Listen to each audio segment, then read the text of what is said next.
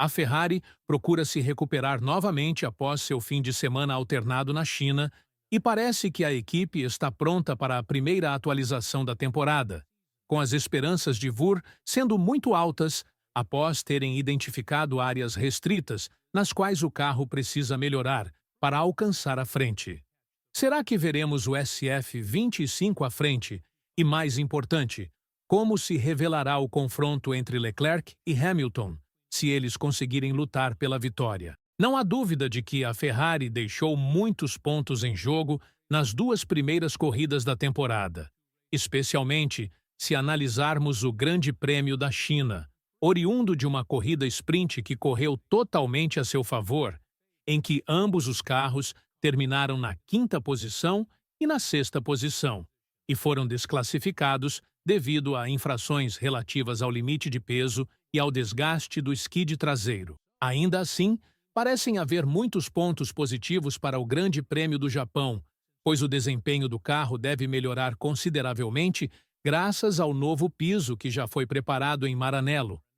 Um novo piso provavelmente resolverá a maioria dos problemas que a Ferrari expressou nas últimas duas corridas, principalmente porque a equipe não tinha respostas para a configuração do carro comparada à corrida sprint e ao evento principal. A situação parecia bastante alarmante, pois de uma sessão para outra o carro se comportava como uma fera diferente, sobretudo porque a equipe não tinha ideia de como configurar o carro corretamente. Um grande fator nisso reside no piso, tanto pela geração de sustentação aerodinâmica quanto pela sustentação aerodinâmica traseira do carro, área em que o SF25 teve muitos problemas nas curvas de baixa velocidade.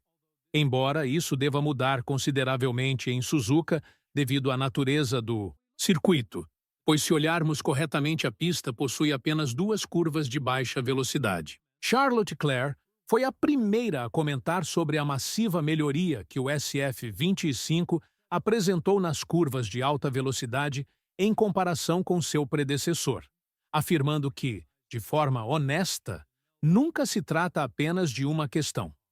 Se analisarmos a classificação em Melbourne, eles foram muito fortes em comparação com o último setor, o que poderia ser atribuído aos pneus, talvez mais do que qualquer outra coisa. Mas então, se olharmos para a corrida, é completamente diferente, sendo apenas uma questão de desempenho geral, no qual faltava velocidade, seja em baixa ou alta velocidade ou na degradação, era basicamente tudo em um só. Eu sei e acho que sabemos onde precisamos empurrar em termos de desempenho para este carro. Nas curvas de alta velocidade, acredito que demos um grande passo à frente, enquanto em baixa e média velocidade, parece ser a área em que precisamos trabalhar um pouco mais por hora. A La Gazzetta dello Sport, uma publicação muito próxima à Ferrari, explicou um pouco mais sobre o mais novo pacote de atualização no Japão.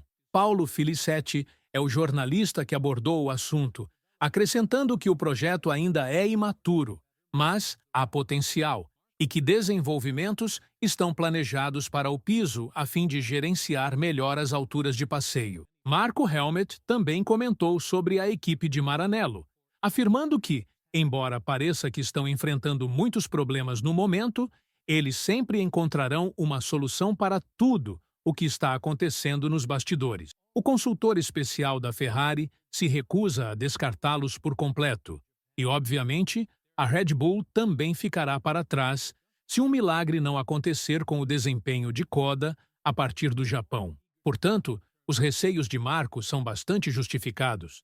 Mas qual é essa atualização no Japão que todos estamos ansiosos para ver em termos de ritmo e desempenho no SF25, considerando que o piso é um dos geradores mais importantes de sustentação aerodinâmica na era moderna?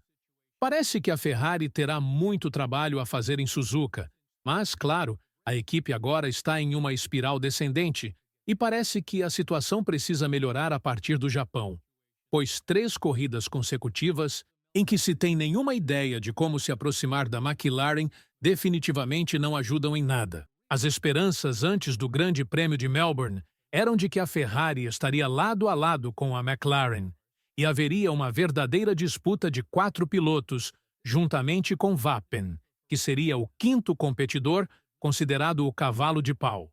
Mas isso não parece ter sido o caso. E neste momento, a boa notícia para os fãs da Ferrari é que eles não devem ficar desapontados, pois sabem que o carro é rápido e reconhecem que possui algumas características negativas que precisam ser corrigidas. Isso é algo que Leclerc comentou de forma mais aprofundada, dizendo que, na China, foram geralmente rápidos. Viram isso na corrida sprint com Lewis. Viram no final do intervalo em que foi muito forte. No geral, teve um carro de corrida muito bom. Na corrida, deu um passo à frente com o carro e isso o tornou muito melhor.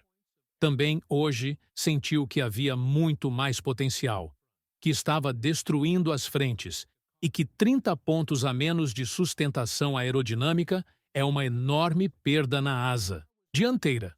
Não espera que um carro seja mais rápido assim. Caso contrário, teremos um problema. Paradoxalmente, o carro foi muito mais rápido com a placa da asa dianteira quebrada do que sem ela, o que sugere uma área na qual a Ferrari precisa trabalhar para compreender o comportamento do carro. Seja como for, houve um grande salto entre o desempenho de Hamilton durante a corrida sprint e o evento principal no domingo, o que levantou algumas sobrancelhas sobre como a equipe pode evitar essas situações no futuro próximo. E é precisamente sobre isso que Wurr comentou em uma das entrevistas mais recentes a respeito do desempenho de Lewis Hamilton, que provou durante o Grande Prêmio da China que a equipe pode competir na frente e vencer corridas, mas que lhes falta consistência e compreensão do carro de forma mais ampla. Quando questionado sobre o progresso constante de Hamilton e se isso é algo que esperaríamos para o restante de 2025, Wurr disse que sim e não. Não imagina que Hamilton dê um salto, acha que é mais o uso do carro, pois às vezes ele ainda questiona algumas funções e por isso acredita que ele se sinta muito mais confortável. Talvez algo que se observa quando se está no controle. Mas não é um drama. A mesma pergunta não foi feita após a corrida sprint, na qual ele estava à frente e foi mágico. E isso significa que é preciso manter a calma em qualquer situação. É por isso que, ontem, após a corrida sprint, foi dito que não eram campeões mundiais, porque se acredita que será assim durante toda a temporada, com altos e baixos. Se observarmos, após 20 voltas, todos estamos a 4 segundos, o que significa que se fala de 1/10 de volta ou de 1/10 de volta, o que implica que, por diferentes razões, seja pelo bom uso dos pneus ou por questões de equilíbrio, haverá movimentação da sexta posição para a primeira posição e da primeira posição para a sexta posição. Há inúmeros exemplos desde o início da temporada sobre isso. Portanto, não se deve ser excessivamente otimista em relação à equipe, destruindo absolutamente todos na frente em Suzuka, devido à natureza da pista que favorece o SF25 muito mais do que favorece os outros carros. Mas, por outro lado, a grande expectativa para ver o que a Ferrari preparou em sua mochila no Unidos que diz respeito a competir na frente. Houve muita decepção, especialmente após o Grande Prêmio da China, em que ambos os pilotos testemunharam uma desclassificação por algo que realmente não foi culpa deles. E durante toda a corrida, ficou visível que uma troca entre os pilotos teria que acontecer se Leclerc quisesse alcançar Russell à frente. Entretanto, foi transmitido de forma que Hamilton não demonstrou real disposição para viabilizar essa troca, embora, se ouvissem toda a comunicação por rádio, compreenderiam que foi o 7 vezes campeão mundial, aquele que propôs a troca em primeiro lugar. Isso é algo que Wurr criticou fortemente na rádio da Fórmula 1. E, ao comentar o assunto de forma mais aprofundada, o francês afirmou que acredita se tratar de uma piada por parte da Fórmula 1 Management, pois a primeira chamada veio de Lewis, que solicitou a troca. Mas, para criar a confusão em torno da situação, foi transmitida apenas a segunda parte da questão.